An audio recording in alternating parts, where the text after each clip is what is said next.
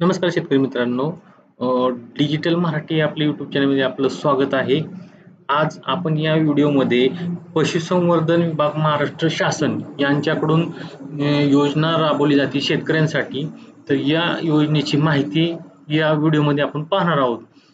तर पहा, महाराष्ट्र शासन पशुसंवर्धन विभागाअंतर्गत एक नाविन्यपूर्ण योजना राबवली जाते. यामध्ये शेतकऱ्यांना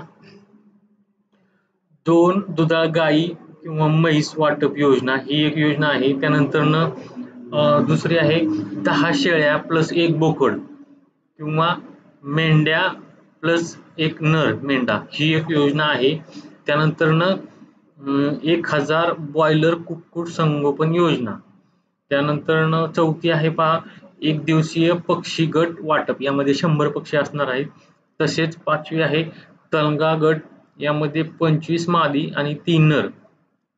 तर अशा पद्धतीने ही योजना आहे. तर यामध्ये तुम्हाला सांगतो, ऑनलाईन अर्ज करायचा आहे.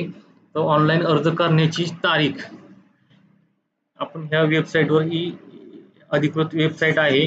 या वेबसाईटवरती आपण इथं माहिती पाहू शकता.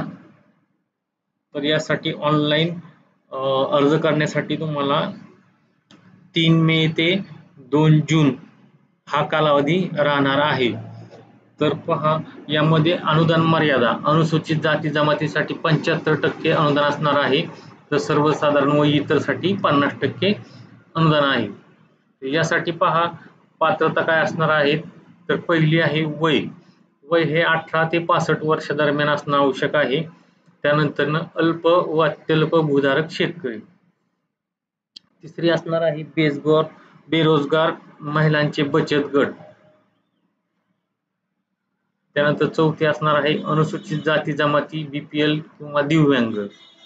जात प्रमाणपत्र नसल्यास कुटुंबातील इतर व्यक्तींचा जात दाखला ग्राह्य धरला जाईल. तर यासाठी बघा, तुम्हाला आवश्यक कागदपत्रे काय आहेत ते आता पाहूया आपण. तर 7/12 उतारा, आधार कार्ड, रेशन कार्डवरील जेवढी सदस्यांची नावे आहेत त्या सर्वांचे आधार कार्ड तुम्हाला इथं आवश्यक आहे. त्यानंतर रेशन कार्ड, बँकेचं पासबुक, अपत्य दाखला किंवा स्वयं घोषणापत्र, जातीचा दाखला अर्जदाराचा किंवा कुटुंबातील व्यक्तीचा. त्यानंतर रोजगार नोंदणी किंवा प्रशिक्षण प्रमाणपत्र, जर तुम्ही शेळे मेंढी पालन किंवा गाय गोठ्यासाठी जर प्रशिक्षण घेतलं असेल किंवा कुक्कुट पालनासाठी, तर त्याचं प्रमाणपत्र लागणार आहे. तसेच जर तुमची स्वतःची जमीन नसेल तर त्या जमिनीस भाडे कराराची जमिनीचा लागणार आहे. तुम्ही एखाद्या भाड्याने जमीन घेतलेली असेल तर त्या जमिनीविषयी तुम्हाला भाडे करार लागणार आहे. जर अर्जदार दिव्यांग असेल तर त्याच्यासाठी दिव्यांग प्रमाणपत्र लागू राहणार आहे. यामध्ये पहा, ऑनलाईन अर्ज हे 30 मे ते 2 जून पर्यंत राहणार आहे. त्यानंतर कागदपत्रे अपलोड करण्यासाठी 8 ते 15 जून हा कालावधी असणार आहे. त्यानंतर पडताळणी, या कागदपत्रांची पडताळणी ही 16 जून ते 30 जून पर्यंत होणार आहे. आणि यामध्ये पात्र लाभार्थ्यांची यादी ही 2 जुलै पर्यंत येणार आहे. तर अशा पद्धतीने पहा, जर तुम्हाला ऑनलाईन अर्ज करायचा असेल तर या ठिकाणी ही वेबसाईट दिलेली आहे. किंवा BMS हे मोबाईल ॲप्लिकेशनवरती तुम्ही अर्ज करू शकता. मोबाईलमध्ये, तुमच्या अँड्रॉइड मोबाईलमध्ये BMS हे ॲप्लिकेशन डाउनलोड करून तुम्ही BMS हे ॲप्लिकेशन डाउनलोड करून तुम्ही अर्ज करू शकता. तर या ठिकाणी या वेबसाईटवरती पूर्ण माहिती दिलेली आहे.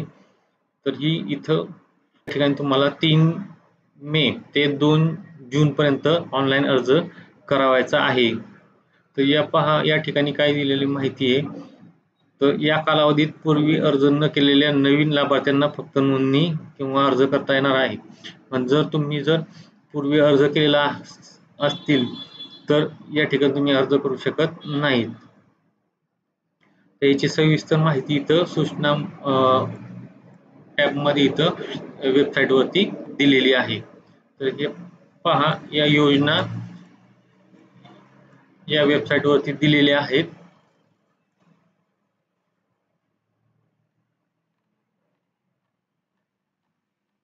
धन्यवाद.